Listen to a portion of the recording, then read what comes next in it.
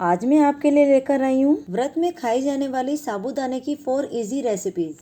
इसे बनाना बहुत ही आसान है और ये जल्दी बनकर तैयार हो जाती है। Hello friends, welcome to Vanita's kitchen. तो चलिए देखते हैं इसे कैसे बनाते हैं। सबसे पहले हम साबूदाना की खीर बनाएंगे। साबूदाना खीर बनाने के लिए सबसे पहले हम एक बाउल में 1/4 कप साबूदाना लेंगे। यहाँ पर हम मोटा वाला साबूदाना लेंगे। अब इसको अच्छी तरह से वॉश करना है। मैंने इसको 3 से 4 बार धोया है। इससे स्टार्च निकल जाता है। इसे जब तक धोना है तब तक कि इसका पानी क्लियर ना हो जाए। इसे आधे घंटे के लिए भिगोकर छोड़ देंगे। अब हम एक पैन या कढ़ाई लेंगे। इसमें आधा लीटर दूध डालेंगे। अगर हम खीर के लिए फुल क्रीम दूध यूज़ करते हैं तो खीर बहुत अच्छी बनती है। दूध में उबाल आने देंगे। ये देखिए, दूध में उबाल आ गया है। अब हम इसमें सोक किया हुआ साबूदाना डाल देंगे। ध्यान रहे, इसे लगातार चलाते रहना है दोबारा बॉयल आने तक। अगर आपने इस टाइम पर नहीं चलाया तो साबूदाना नीचे बॉटम में चिपक सकता है, इसीलिए इसे लगातार चलाते रहेंगे। और हमें गैस का फ्लेम मीडियम टू लो रखना है। ये देखिए, दूध में दोबारा उबाल आ गया है। बस इसी स्टेज पर गैस का फ्लेम लो कर देंगे। अब इसमें 1/4 कप चीनी डालेंगे। चीनी को आप अपने अकॉर्डिंगली कम या ज़्यादा कर सकते हैं। साबूदाना बच्चों को किसी भी फॉर्म में ज़रूर खिलाना चाहिए ताकि बच्चों में एनर्जी बनी रहे। चीनी अच्छे से घुल चुकी है। अब बारी आती है इसमें ड्राई फ्रूट डालने की। कुछ कटे हुए काजू डालेंगे, कटे हुए बादाम डाल देंगे और 1/4 चम्मच इलायची पाउडर डालेंगे। और ये देखिए फ्रेंड्स, हमारी साबूदाने की खीर बनकर तैयार है। तो चलिए देखते हैं साबूदाना वड़े कैसे बनाते हैं। सबसे पहले हम एक बाउल में आधा कप साबूदाना लेंगे। अब इसको अच्छी तरह से वॉश करना है। कम से कम 3-4 बार धोना है, जिससे इसका स्टार्च निकल जाएगा। अब हम इसे 3 से 4 घंटे के लिए भिगोकर छोड़ देंगे। ये देखिए, साबूदाना अच्छे से फूल गया है। आप देख सकते हैं ये सॉफ्ट हो गया है। हमने इसे लार्ज बाउल में ट्रांसफ़र कर लिया है। अब हम इसमें भुनी हुई मूंगफली का पाउडर डालेंगे। मैंने कच्ची मूंगफली को भूनकर उसका छिलका निकाल लिया था और फिर उसका पाउडर बना लिया। अब हम डालेंगे इसमें 2 उबले आलू। इसको मैंने ग्रेट करके लिया है। आप इसे मैश करके भी ले सकते हैं। अब इसमें 1 हरी मिर्च को बारीक काट कर डालेंगे। इसमें 2 बड़े चम्मच बारीक कटा हरा धनिया डालेंगे। अब हम इसमें 1 चम्मच कद्दूकस की हुई अदरक डालेंगे। आधा छोटी चम्मच सेंधा नमक डालेंगे। 1/4 छोटी चम्मच काली मिर्च पाउडर डालेंगे। अब हम सभी चीज़ों को अच्छे से मिक्स करेंगे।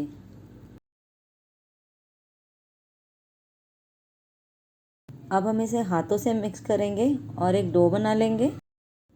डो बनाने के लिए इसमें बिल्कुल भी पानी ऐड करने की ज़रूरत नहीं पड़ती। ये आलू और साबूदाने के मॉइस्चर से डो इजीली बन जाता है। ये देखिए, डो बनकर तैयार है। अब हम हाथों को ऑयल से ग्रीस करेंगे। यहाँ पर मैंने देसी घी का यूज़ किया है। अब हम डो में से थोड़ा पोर्शन लेंगे। इसे इस तरीके से राउंड शेप देंगे और हथेली के बीच में रख के उसे चपटा कर देंगे। ये देखिए, साबूदाना वड़ा बनकर तैयार है। हमने इसी तरीके से सारे वड़े बनाकर तैयार कर लिए हैं। अब चलते हैं नेक्स्ट प्रोसेस की तरफ। मैंने कढ़ाई में तेल गरम होने के लिए रख दिया था। तेल गरम हो चुका है। अब हम कढ़ाई में वड़े डाल देंगे। वड़े डालने के बाद कुछ सेकंड तक इन्हें हिलाना नहीं है। जब ये हल्का सा ब्राउन होने लगे, करछी से उस वक्त पर पलटना। इन्हें दोनों तरफ से उलट पलट कर गोल्डन ब्राउन होने तक फ्राई करना है। गैस का फ्लेम मीडियम ही रखना है। ये देखिए, साबूदाना वड़े फ्राई हो चुके हैं। अब हम इन्हें निकाल लेंगे। वड़ों को कढ़ाई से निकालकर कुछ सेकंड के लिए इस तरीके से रखेंगे ताकि इनका एक्सेस ऑयल निकल जाए। अब इन्हें टिश्यू पेपर पर निकाल लेंगे। इसी तरह से सभी साबूदाना वड़ों को कढ़ाई में से निकाल लेंगे। अगर कोई ऐसी चीज़ जो इसमें इस्तेमाल हुई हो जो आप व्रत में नहीं खाते तो आप उसे स्किप कर सकते हैं। इसी तरीके से बाकी वड़े भी फ्राई कर लेंगे। इन साबूदाना वड़ों को हरी चटनी के साथ सर्व करेंगे। तो चलिए देखते हैं साबूदाना खिचड़ी कैसे बनाते हैं। साबूदाना खिचड़ी बनाने के लिए हम यहाँ पर 1/4 कप साबूदाना लेंगे और इसे 2-3 बार पानी से अच्छे से धो लेंगे। फिर इसमें बाउल में जितना साबूदाना है उसी से थोड़ा सा 1 इंच ऊपर पानी भरकर 3 से 4 घंटे तक भिगो कर रखेंगे। एक पैन या कढ़ाई लेंगे, उसमें 1 टेबलस्पून घी डालेंगे और इसमें 2 बड़े चम्मच मूंगफली डालेंगे। इसे लगातार चलाते हुए भूनेंगे। ये देखिए मूंगफलियाँ चटकने लगी हैं। इट मीन्स हमारी मूंगफलियाँ भूनकर तैयार हो गई हैं।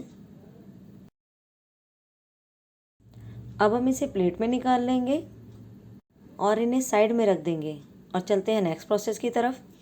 अब हम सेम पैन में 1 टेबलस्पून घी लेंगे, 1/4 चम्मच जीरा डालेंगे, जीरे को चटकने देंगे। अब हम इसमें छोटे छोटे टुकड़ों में कटा हुआ एक मीडियम साइज़ का आलू डालेंगे। इसे 2 मिनट तक भूनेंगे या इसे जब तक भूनेंगे जब तक कि आलू सॉफ्ट ना हो जाए। ये देखिए आलू सॉफ्ट हो चुके हैं। अब हम इसमें एक बारीक कटी हुई हरी मिर्च डालेंगे।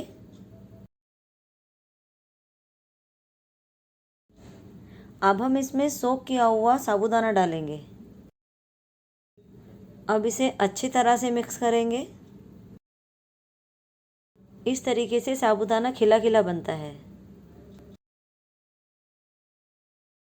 अब हम इसमें आधा छोटी चम्मच सेंधा नमक डालेंगे, 1/4 छोटी चम्मच काली मिर्च पाउडर डालेंगे। अब हम इसे अच्छी तरह से मिक्स करेंगे। अगर कोई ऐसी चीज़ जो इसमें इस्तेमाल हुई हो जो आप व्रत में नहीं खाते हो तो आप इसे स्किप कर सकते हैं। अब हम इसे ढक्कन लगाकर 2 मिनट के लिए धीमी आंच पर पकाएंगे। 2 मिनट हो चुके हैं। अब हम इसे चेक कर लेते हैं। अब हम इसमें भुनी हुई मूंगफली डालेंगे और इसे अच्छे से मिलाएंगे। अब हम इसमें बारीक कटा हरा धनिया डालेंगे, आधा छोटी चम्मच नींबू का रस डालेंगे। ये देखिए फ्रेंड्स, खिली खिली साबूदाना खिचड़ी बनकर तैयार है। अब हम इसे सर्व कर लेते हैं।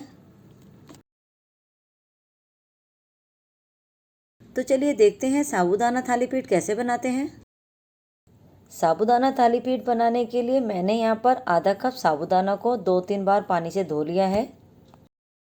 फिर इसमें जितना साबूदाना है उसी के आधा इंच तक पानी भरकर इसे 3-4 घंटे तक भिगो कर रखा है। आप देख सकते हैं साबूदाना कितना सॉफ्ट हो गया है। अगर इसके बॉटम में पानी हो तो आपको अच्छे से छानना होगा ताकि इसमें बिल्कुल भी पानी ना रहे। अब हम इसमें 2 बड़े चम्मच रोस्टेड मूंगफली पाउडर डालेंगे। मैंने कच्ची मूंगफलियों को भूनकर उसका छिलका उतार लिया था, फिर उसको ग्राइंडर में पीस लिया था। अब इसमें 1 हरी मिर्च को बारीक काट कर डालेंगे, आधा छोटी चम्मच जीरा डालेंगे, 2 बड़े चम्मच बारीक कटा हरा धनिया डालेंगे। यहाँ पर हमने आधा कच्चा आलू लिया है। अब हम इसे छोटे ग्रेटर से ग्रेट कर लेंगे। अब हम इसमें 2 मीडियम साइज़ के उबले हुए आलू डालेंगे। इन्हें कद्दूकस करके लिया है। आधा छोटी चम्मच सेंधा नमक डालेंगे, 1/4 छोटी चम्मच काली मिर्च पाउडर डालेंगे। अब इसमें 2 बड़े चम्मच समा के चावल का आटा डालेंगे। आप चाहें तो कुट्टू का आटा भी यूज़ कर सकते हैं। अब हम सभी चीज़ों को अच्छे से मिक्स करेंगे और डो बना लेंगे। अब हम हाथों की सहायता से डो तैयार कर लेंगे। डो बनाने के लिए इसमें बिल्कुल भी पानी ऐड करने की ज़रूरत नहीं पड़ती। आलू और साबूदाने के मॉइस्चर से डो इजीली बन जाता है। ये देखिए डो बनकर तैयार है। थाली पीठ बनाने के लिए मैंने यहाँ पर बटर पेपर लिया है। इसकी जगह पर आप प्लास्टिक शीट या एल्युमिनियम फॉइल भी यूज़ कर सकते हैं। बटर पेपर को ऑयल से ग्रीस कर लेंगे। अब हम डो में से थोड़ा सा पोर्शन लेंगे और इसे एक गोला सा बना लेंगे और हाथों से चपटा करके इसे बटर पेपर पर रख देंगे और इसे इस तरीके से दबाते हुए एक राउंड शेप देंगे।